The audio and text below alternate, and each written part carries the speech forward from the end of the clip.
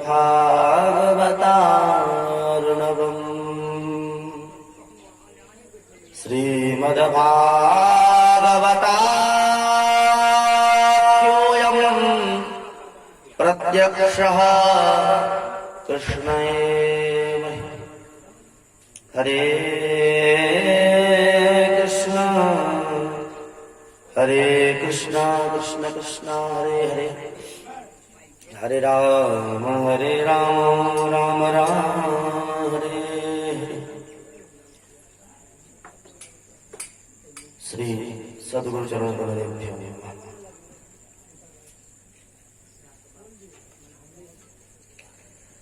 श्री श्री राधा कृष्ण चारु चरण पंकज चंचलिक गोलोक श्री संबती पराभवकारी निखिलेश्वर्य ब्रजेंद्र नंदन भगवान श्री कृष्ण, जिनकी महती कृपा से,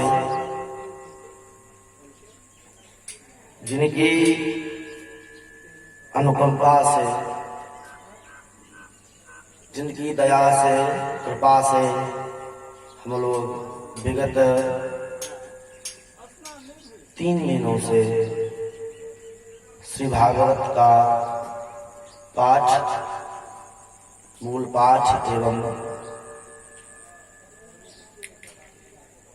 यथासंभव भागवत की व्यास रूपेण कथा श्रवण कर रहे हैं। 2 प्रकार की कथा होती है, व्यास विधि, समास विधि। तो व्यास विधि में भूतों कथा को इकट्ठा करके एक शब्द में बोला जाता है। तो उसी क्रम में आज चतुर्दिवस में प्रवेश कर रहे हैं। आप सब की महती अनुकंपा से, कृपा से, कृपा प्रसाद से यथासंभव कुछ भगवदीय वार्तालाप हो, कुछ भगवदीय वातावरण हो, इसी कामना से कुछ शब्द, कुछ भगवद नाम, चर्चा, सत्संग करते हैं। तो मैंने कल कहा कि 3 तत्वों का ज्ञान परमावश्यक है। क्या, कौन कौन से तत्वों का? तो श्वेताश्वतरोपनिषद में कहे ये तज्ञेयं नित्यमेवात्म संस्थम नातः परम वेदितव्यं किंचित् भोक्ता भोग्यं प्रेरितारं च मत्वा सर्वं प्रोक्तं त्रिविधं ब्रह्मवेत्तत्। 3 तत्वों का ज्ञान जो है, क्योंकि जानना, मैंने कल भी कहा कि जानना इसलिए है क्योंकि जानने में हमारी आसक्ति होती है, हमारा प्रेम बढ़ता है। इसका जो दृष्टांत दिया जाए तो मैं आपसे पूछता हूं कि 2 व्यक्तिगण जा रहे हैं मार्ग से, और उन दोनों में से एक को एक मणि मिलता है। मणि जानते हैं, हीरा मणि इत्यादि, जो बहुमूल्यता है। तो एक जो व्यक्ति थे उनको मालूम था, उनका जो ये मणि जो है इसकी क्या बहुमूल्यता है, इसकी क्या अनमोलता है। और एक जो थे उनको नहीं पता था, तो उनको मिला। उन्होंने देखा रे ये क्या है, मतलब क्योंकि उनको नहीं ज्ञान था उस मणि का, उस वस्तु का। लेकिन जिनके पास ज्ञान था बोला अरे अब वो तो नहीं जानता है, इसलिए उसकी बोले ये क्या है, कुछ नहीं, ये तुम ले लो, जाओ रख लो। लेकिन जो जिसको दे रहा है उसको उसका बहुमूल्यता, उसकी मूल्यता पता था। हाँ, मणि क्या वस्तु है, इससे क्या होता है। तो वो मणि को लेकर के अत्यंत प्रसन्नता, परम हर्ष की प्राप्ति होती है। ऐसे क्यों?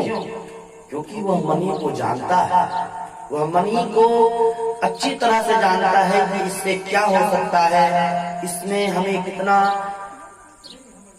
हमारी स्वार्थ सिद्धि हो सकती है, लेकिन उसको जिसको मिला उसको नहीं पता था, इसलिए उसको उस वस्तु से आसक्ति नहीं हुई, प्रेम नहीं हुआ, क्योंकि उनको उससे उसकी जो महत्वता है, उसकी जो महानता है वो उसको प्राप्त नहीं है। इसलिए हम लोग जब बाल्यावस्था में होते हैं तो हमारे माता पिता समझाते हैं, देखो पढ़ना लिखना बहुत परमावश्यक है, क्योंकि ये जो नहीं करोगे तुम्हारा जो ज्ञान बिना जीवनम विफलम अस्ति, तुम्हारा ज्ञान बिना जीवन विफल होगा। तो उस जैसे श्रीमद् भागवत प्रारंभ हुआ उससे पहले 6 अध्याय में उसकी महात्म्य का वर्णन हुआ। जो भागवत क्या है, भागवत कोई पुस्तक है, पुराण है, महापुराण है, आखिर क्या है, इससे हमें क्या होगा? इसीलिए क्योंकि जब तक उसकी महात्म ज्ञान नहीं होगा हम भगवान की भक्ति क्यों करें? लोग प्रश्न करते हैं, आप हमें बता रहे हैं क्यों करें, हमको क्यों करना चाहिए? इसी क्यों का जवाब को हम आज से नहीं अनंत जन्मों से ढूंढ रहे हैं कि हमको क्यों उनकी उपासना करना है। मैंने थोड़ा सा संकेत कल किया था, लेकिन यह जो विषय है, यह विषय कोई तुच्छ विषय नहीं है, यह कोई आम विषय नहीं है कि हम 1-1.5 घंटा बोल करके आप भी समझ जाएं, मैं भी बोल सकूं। नहीं, मुझमें इतनी विद्वता है नहीं संसार के व्यक्ति में समझना चाहता है। तो इसीलिए मैं कह रहा हूं कि यह 3 वस्तु का ज्ञान परमावश्यक है। कौन कौन से ज्ञान? मैं कौन हूं, मुझे भगवान की भक्ति क्यों करनी चाहिए, उनसे क्या होगा, मुझे मेरा लाभ क्या होगा। देखिए श्री रामचरितमानस में गोस्वामी तुलसी बाबा कहते हैं कि सुरनर मुनि जन की यह रीति, स्वार्थ लाभ करही सब प्रीति। वास्तविकता यह है, यह 100% जो है वो सत्य बात है, लेकिन लोग उसे अलग प्रकार से लेते हैं कि हमें स्वार्थी बोल रहा है। वस्तुतः यह परम सत्य है, लेकिन इसको जानना पड़ेगा कि स्वार्थ क्या वस्तु है। स्वार्थ का अर्थ नहीं मालूम है, लेकिन स्वार्थ के शब्द को श्रवण करके हमको ऐसा अनुभव होता है कि ये सामने वाला व्यक्ति जो है हमारा अपमान कर रहा है, लेकिन ऐसा नहीं है। तो इसीलिए महात्मा ज्ञान, हम भगवान को जितना समझेंगे उतना हमसे उनसे लगाव होगा। देखिए आप हम लोग बैठे हैं संसार में, अब यहाँ पे मोदी जी आ जाए, कोई ऐसा भेष लेकर के या ऐसे ही आ जाए, तो 10 आदमी बैठे हैं यहाँ पे। अब 10 आदमी में 5 आदमी को मालूम है यहाँ ये प्रधानमंत्री जी हैं और 5 को नहीं मालूम है। तो वो जब आएंगे तो जिनको मालूम है कि ये भारत के प्रधानमंत्री हैं, उठेंगे, जी जी आप आइए, ये सरकार आप। लेकिन जिनको नहीं मालूम, अरे कौन है यार, कौन है, क्या क्या कौन है, जब उसमें अरे भाई तुम समझ नहीं रहे हो, ये भारत के प्रधानमंत्री, अच्छा वो तब वो से जब उसे पता चलेगा कि ये हमारे प्रधानमंत्री जी हैं। आपने सुना होगा कि बड़े बड़े आजकल तो बड़े बड़े जो स्टार सब होते हैं वो क्या करते हैं कि अपना भेष बदल लेते हैं और रास्ते पे जाते हैं, कोई जानता नहीं है।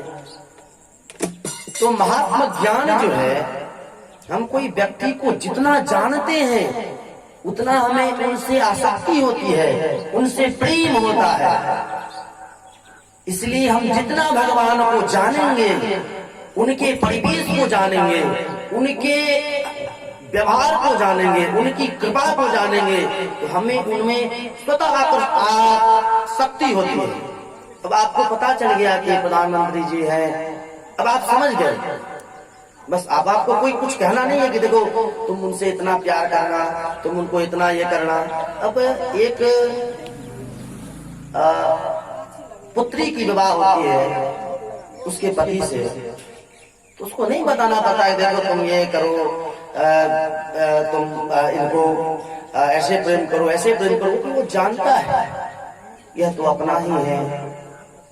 और जितना ज्यादा पहचाना जाता है, जितना उसे जानते हैं, उतना उनमें उनकी आसक्ति होती रहती है। इसीलिए मैं को जानिए और मेरा को जानिए, लेकिन हम लोग करी क्या करते हैं कि करी पे करी एक विषय को समझने के लिए, जैसे हम हिंदी पढ़ते हैं तो हिंदी को पढ़ने के लिए हमें जो स्वर व्यंजन वर्ण है, स्वर और व्यंजन वर्ण है और आ इ ऊ इत्यादि, इसे समझना पढ़ना आवश्यक है। इसे कहते हैं थ्योरी का नॉलेज।